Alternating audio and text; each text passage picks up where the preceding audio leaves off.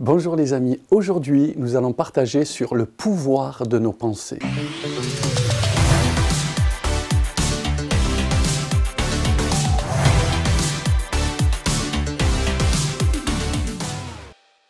Les pensées sont très importantes pour la vie d'un homme, d'une femme, d'un individu quel qu'il soit. Tout a commencé, imaginons par exemple l'histoire de la création. Avant même la création, il a fallu un penseur, un architecte. Dieu, avant de déclarer les choses, il les avait forcément pensées, imaginées. Il y a dans l'imagination de l'homme également, dans ses pensées, que ce soit pour le bien comme pour le pire, une capacité extraordinaire, ensuite de mise en œuvre, bien entendu.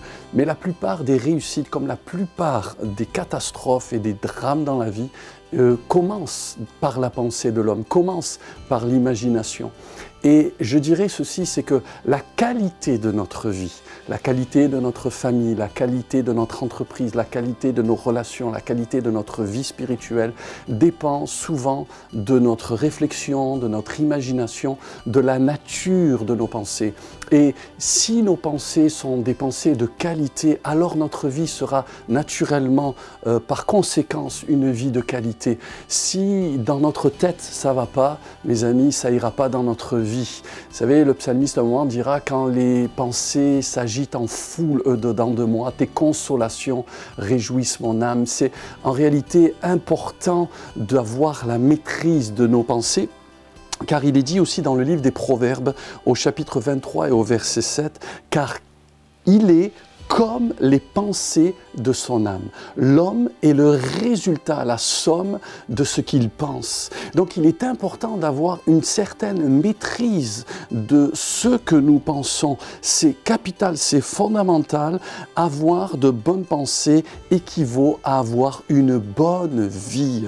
La qualité de nos pensées dépend de nos choix et de notre volonté, mes amis. Alors comment avoir des pensées de qualité et par conséquent une vie de qualité? Premièrement, il faut protéger notre tête. Il faut protéger nos pensées. Vous savez, quand on prend notre véhicule à deux roues, nos motos par exemple, il est important d'avoir un casque. Que l'on fasse du ski aujourd'hui, il faut avoir un casque. La tête, c'est quelque chose qui se protège. La tête est la source de la direction. La tête est la source, c'est là que tout se passe, entre autres. Et la Bible dit, est consciente de cela, en tout cas nous amène à prendre conscience de cela, c'est qu'il y a un combat spirituel. C'est qu'il existe un adversaire, un monde spirituel avec ce que la Bible appelle le diable. Satan est un individu et il parle, c'est-à-dire qu'il a le pouvoir de mettre dans notre tête des mauvaises pensées. J'aimerais dire ceci, c'est important, Satan n'a pas le pouvoir de lire nos pensées. Il n'est pas en mesure de faire cela car il est une créature, c'est un être extérieur à notre personne. Mais en revanche, comme tout individu, par ses paroles, par son souffle, il est capable de susciter, d'insuffler en nous des mauvaises pensées. Il est dit par exemple concernant Judas qui a trahi Jésus pour 30 pièces d'argent, dans Jean 13 verset 2, pendant le souper, lorsque le diable avait déjà inspiré au cœur de Judas Iscario, fils de Simon, le dessein de le livrer. Satan ne peut pas lire nos pensées, mais il peut inspirer à notre cœur des mauvaises pensées. Et nos pensées doivent donc être protégées. Nous devons mettre ce que la Bible dit dans Éphésiens chapitre 6 et au verset 17, le casque du salut. Prenez aussi le casque du salut et l'épée de l'esprit qui est la parole de Dieu. Le casque est une arme défensive. L'épée est une arme offensive. On voit très bien cela lorsque Jésus a été tenté par Satan dans le désert pendant 40 jours. Jésus avait le casque du salut. Jésus protégeait ses pensées et il était offensif aussi lorsqu'il rétorquait au diable en disant à plusieurs reprises « il est aussi écrit ». Donc si nous voulons avoir des pensées de qualité, contrôler nos pensées, il est important d'établir une garde autour de notre pensée, de notre façon de penser. J'aimerais vous dire, vous n'êtes pas obligé d'écouter les propos insensés de Satan, vous n'êtes pas obligé de cultiver dans votre esprit des pensées mauvaises, des pensées impures, etc. Quelqu'un a dit une phrase bien connue, nous ne pouvons pas empêcher les oiseaux de voler au-dessus de notre tête, mais nous pouvons les empêcher d'y faire leur nid. Nous avons le pouvoir, je dirais même, nous avons le devoir de chasser toutes les mauvaises pensées lorsqu'elles se présentent à nous. Lorsqu'on nous envoie un mail, qu'on nous envoie un courrier, on n'est pas obligé d'ouvrir le courrier si on voit que le destinataire est quelqu'un qui nous veut du mal. On peut très bien tout de suite le mettre à la corbeille. Lorsqu'il y a des pensées d'offense, lorsqu'il y a des pensées de colère, lorsqu'il y a des pensées d'insulte, lorsqu'il y a des pensées sensuelles, lorsqu'il y a des pensées mauvaises qui viennent à nous, nous ne devons pas ouvrir le courrier, mais nous devons rejeter et mettre tout de suite cela à la corbeille et dans les oubliettes. Là, ça, c'est la première des choses. Donc, protéger nos pensées. La deuxième des choses qu'il faut faire pour avoir des pensées à la gloire du Seigneur, c'est de nourrir notre esprit. Notre esprit se nourrit de la même manière que notre corps a besoin d'alimentation pour vivre. Vous savez, si nous mangeons du chocolat, c'est bon de manger du chocolat de temps en temps à petite dose, mais trop de friandises, c'est pas bon pour notre santé et ce n'est pas nécessairement ce qu'il nous faut. Mais de la même manière que nous devons glorifier donc Dieu dans notre corps mortel, dit l'Écriture, nous devons glorifier Dieu dans notre âme. Notre âme a besoin d'une nourriture de qualité.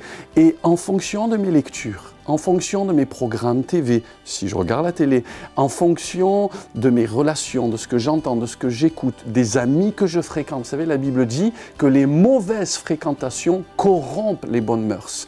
C'est pas anodin, les gens avec qui je parle, les gens avec qui je m'ouvre, avec qui je cultive une relation intime, il est très important d'y faire attention. Donc, notre âme, notre esprit se nourrit et nous devons être en la matière intentionnels et ne pas subir les choses. Je dois m'exposer. Si je veux une belle peau en été, pour mes dames, je ne sais pas, souvent, parfois, les dames aiment bien avoir des couleurs. Je pense que c'est peut-être pour ça qu'on met un peu de maquillage, d'ailleurs, de fond de teint. Mais il y a des choses naturelles. S'exposer au soleil avec modération, mais va permettre à notre peau d'en tirer un certain profit, de la vitamine D par exemple, à notre corps. Et bien de la même manière, si nous voulons que notre âme soit bien nourrie, il faut nous exposer à la présence et à la parole du Seigneur. La Bible dit quand on tourne vers lui les regards, on est rayonnant de joie et le visage ne se couvre pas de honte. Donc si je prends soin de nourrir intentionnellement ma tête, mon esprit, si je prends soin de me nourrir intellectuellement par de bonnes lectures, par surtout la lecture de la parole de Dieu, c'est sûr, mes amis, que je vais reprendre courage et que je vais avoir des bonnes pensées. Un jour, le prophète Jérémie était découragé. On voit cela dans le livre des Lamentations. Jérémie dira, Lamentation 3, 19, « Quand je pense à ma détresse et à ma misère, à l'absinthe et au poison, quand mon âme s'en souvient, elle est abattue au-dedans de moi. Mais voici ce que je veux repasser en mon cœur, ce qui me donnera de l'espérance. Les bontés de l'Éternel ne sont pas épuisées, ses compassions ne sont pas à leur terme. En réalité, elles se renouvellent chaque matin. Oh, que ta fidélité est grande. » Peut-être tu as vécu une mauvaise soirée. Peut-être parfois il y a des nuits dans notre vie, mais il y a des matins avec Dieu. Et la Bible dit que chaque matin, ça veut dire chaque jour, les bontés de Dieu se renouvellent. Ne reste pas dans une position d'échec, dans des pensées d'échec. Avec Dieu, les bontés de Dieu se renouvellent chaque jour. Tu peux faire de chaque jour une vie de victoire, mais tu dois être intentionnel. Celui qui est épuisé doit aller apprendre à puiser à la rivière de la grâce de Dieu, se fortifier dans l'amour de Dieu.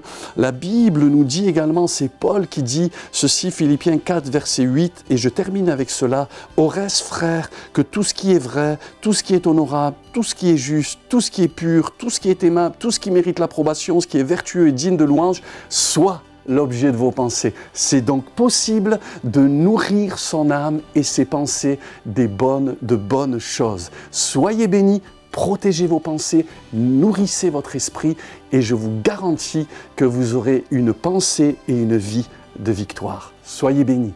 Merci d'avoir regardé cette vidéo. N'hésitez pas à partager, liker, commenter et à vous abonner à notre chaîne YouTube. Vous pouvez nous suivre sur tous les réseaux, Insta, Facebook et aussi sur notre site Église Ciel Ouvert. À très bientôt.